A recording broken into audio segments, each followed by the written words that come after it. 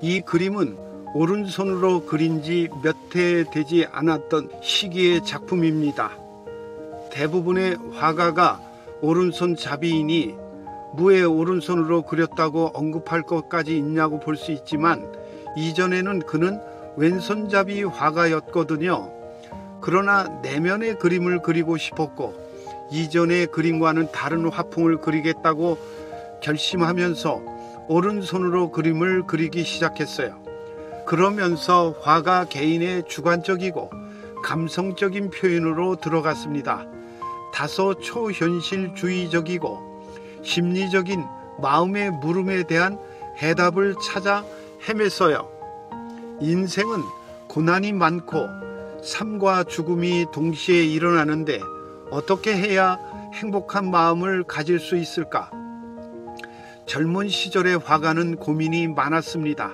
사실 이런 생각들은 누구나 가지고 있지만 그림에 대한 화두는 아닌데 화가는 행복한 표현을 그리고 싶은데 현실적인 문제와 당면한 일들, 능력의 한계에 통탄해했습니다. 열정은 있었으나 왼손잡이가 오른손으로 그리려니 화풍이 바뀌었고 당시 세상은 그의 그림을 몰라봤습니다. 그러니 가난하고 어렵고 힘들었지요.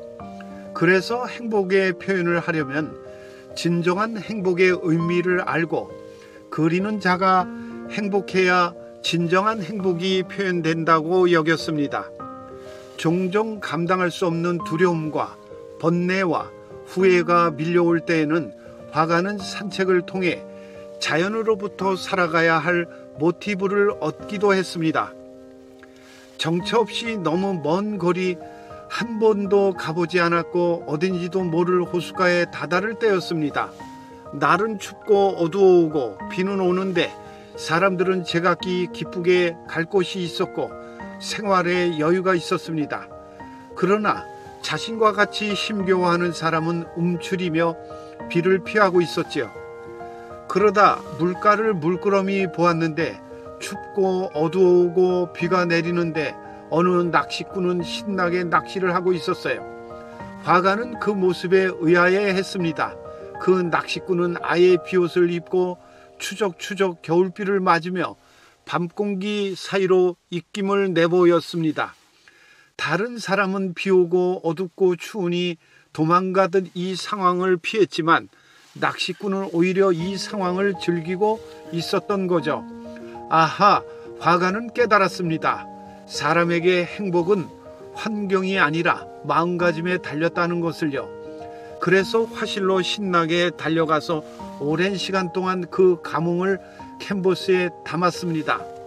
그림을 보면 비가 오는 와중에 태양을 다시 켜보려고 조그마한 사람들이 스위치 줄에 매달려 있죠. 그러나 그림 속의 저 낚시꾼은 왕이 되어서 밤을 즐기며 큰 물고기를 기다리고 있어요. 기분이나 감정 따위는 그저 스위치로 불을 켜고 끄듯이 단순한 일이었습니다. 낚시꾼은 마음 스위치를 언제든지 끄고 켤 수 있는 힘이 있었습니다.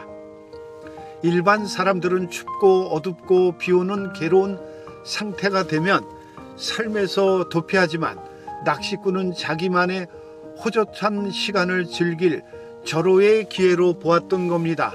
그 비오고 춥고 어두워오는 상황에서 낚시꾼은 사발면에 뜨거운 물을 부어가며 콧노래를 부르면서 밤을 지새워 큰 물고기를 낚았습니다.